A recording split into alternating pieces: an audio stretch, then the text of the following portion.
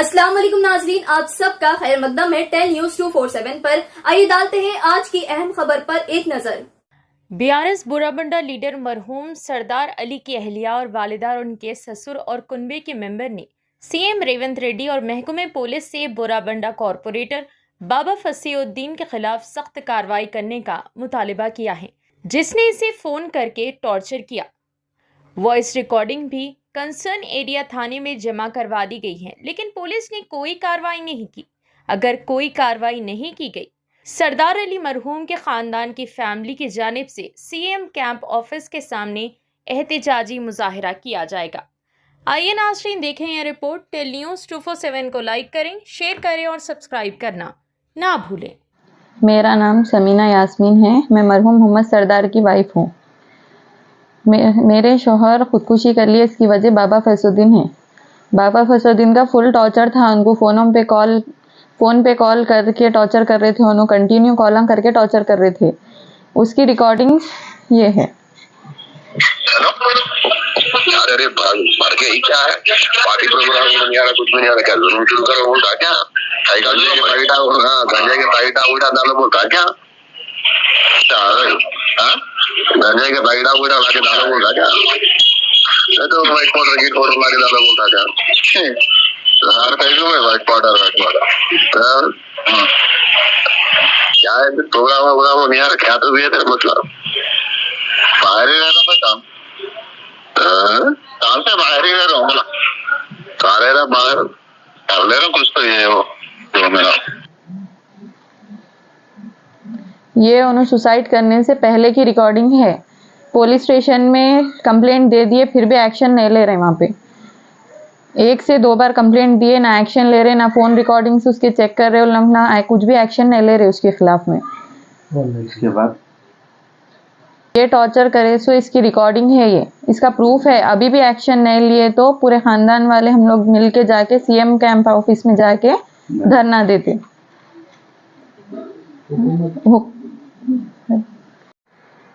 मैं मोहम्मद रफ़ीक हूँ और मेरी बच्ची की शादी होके 3.5 साल हुआ और हमारी बच्ची बोराबंडे में दिया। मोहम्मद सरदार दामाद का नाम है हमारे।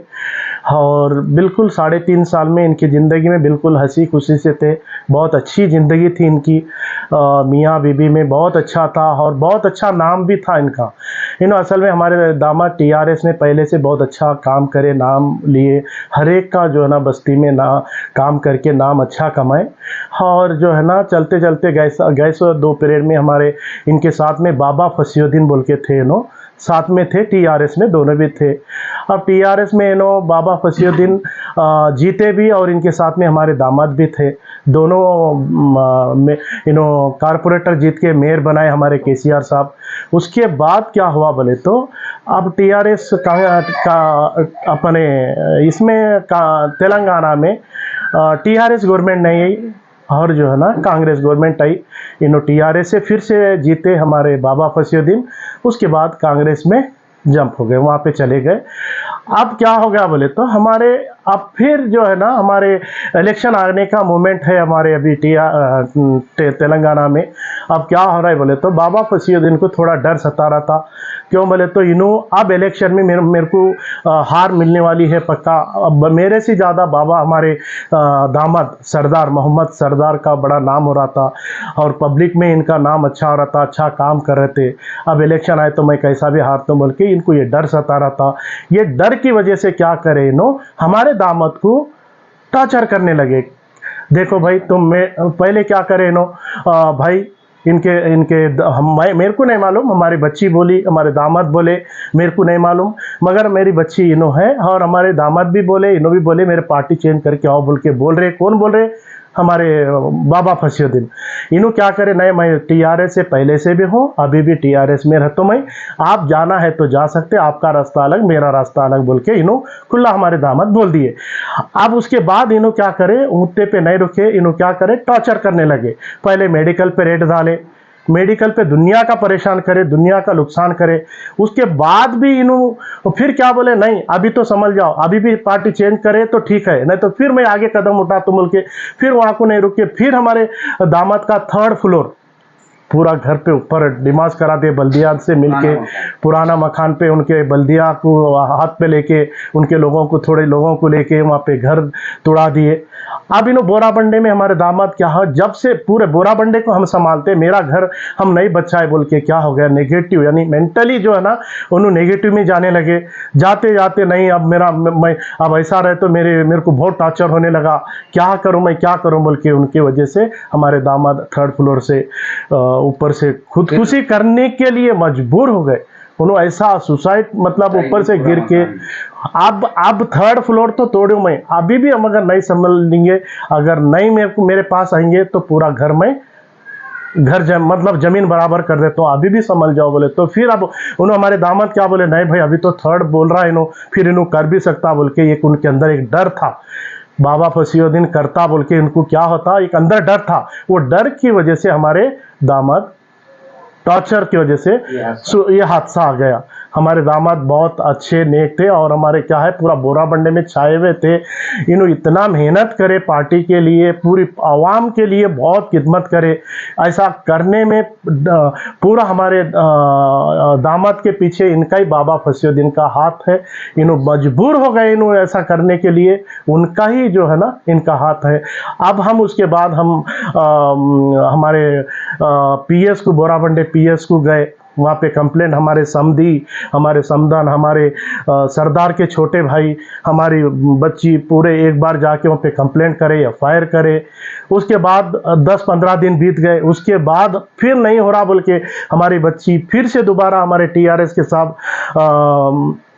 थोड़े लोग वहाँ से लेके जाके वहाँ पे फिर से दोबारा कंप्लेंट कराए।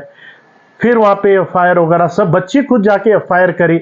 उसके बाद भी अब ये हादसा होके 2 महीने होने आ रहा, ना पुलिस के पास जाएंगे, PS के पास में वहाँ पे जाएंगे तो अभी तक कोई पोस्टमार्टम रिपोर्ट है ना, वहाँ से कोई जवाब नहीं आ रहा, ना हमारे को कोई वहाँ पे रिस्पॉन्स दे रहे।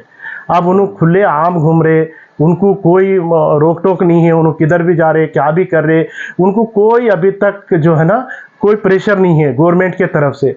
अब यहाँ तो खैर यहाँ पे PS में ये हाल है, यहाँ से फिर हम बच्ची को लेके और हमारे TRS के थोड़े लोग ऐसे बड़े बड़े लोग भी लेके हम कमिश्नर साहब के पास गए, जुबली हिल्स कमिश्नर के पास जाके वहाँ पे भी हम PS में ऐसा करे साहब FIR फिर से हमारे बच्ची को ले जाके करे, हमारे समधी करे, समदन है, बाबा हमारे सरदार के भाई करे, पूरे महल्ले में के लोग ले जाके करे बोल के वहाँ पे भी FIR काफ़ी भी बताए, सब बताए वहाँ से साहब कंप्लेंट काफ़ी वहाँ पे भी हमारे कमिश्नर साहब के पास ले जाके बताए, उन्होंने भी तफसील से पढ़े सोप करे।